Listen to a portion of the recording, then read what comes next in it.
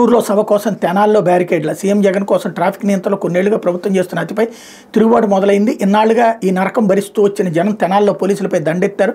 అడ్డుగా పెట్టిన బ్యారికేడ్లు తెంపుకుని ముందడుగు వేశారు. ఆ వివరాల్లోకి వెళ్తే పొన్నూరులో సీఎం జగన్ సభ రోడ్డు మార్గంలో కాకుండా హెలికాప్టర్లో నేరుగా చేరుకున్నారు. పైగా తెనాలతో అసలు సంబంధమే లేని రూట్ అది. కానీ అక్కడికి 40 కిలోమీటర్ల దూరంలో ఉన్న తెనాల్లో బ్యారికేడ్లు అడ్డం పెట్టారు. వాహనాలు కదలకుండా ట్రాఫిక్ ఆంక్షలు విధించారు. దీంతో జనం ఆగ్రహం కట్టలు తెంచుకుంది. ఎక్కడ సభకు ఎక్కడ హడావిడి చేస్తున్నారంటూ పోలీసులకు ఎదురు తిరిగారు. అడ్డంగా పెట్టిన బ్యారికేడ్లను తోసుకుంటూ ముందుకు వెళ్ళిపోయారు.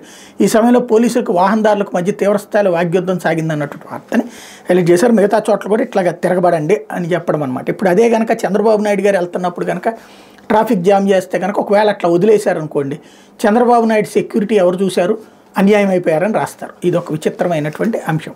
లేకపోతే ఒక్కొక్కరిని ఎత్తిన 10 లక్షల రూపాయల అప్పు.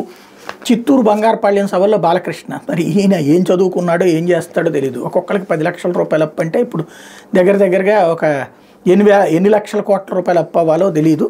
ఇది ఒక విచిత్రమైనటువంటి స్టేట్మెంట్ అయింది. లేకపోతే వివేక హత్య బాధాకరం, దానిని సపోర్ట్ చేయడం తప్పు, సత్యాన్ని ఓడించే శక్తి మనిషికి లేదు, చర్చల్లో రాజకీయాలు మాట్లాడను, షర్మిలకు ఓటు వేయమని అడగను బ్రదర్ అనిల్. మాజీ మంత్రి వైఎస్ వివేకానంద రెడ్డిని అత్యంత దారుణంగా హత్య చేయడం, ఆ వయసు వ్యక్తి పట్ల అలా ప్రవర్తించడం బాధాకరమని బ్రదర్ అనిల్ కుమార్ అన్నారు. దాన్ని సమర్థించడం తప్పని చెప్పారు.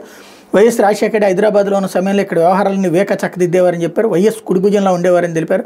అలాంటి వ్యక్తికి అత్యంత దారుణంగా హత్య చేయడం బాధాకరమని ఆవేదన వ్యక్తం చేశారు. ఇప్పుడు రాజకీయాన్ని కమర్షియల్గా మార్చారన్నారు. తాను చర్చిలో ప్రార్థన చేస్తాను తప్ప రాజకీయాలు మాట్లాడనని స్పష్టం చేశారు. అలాగే షర్మిలకు ఓటు వేయమని ఎవరిని అడగబోనన్నారు. ఇదేంటో అర్థం కాలేదు. షర్మిలకు ఓటు వేయబోమని అడగకపోవడం భర్త కదా ఆయన.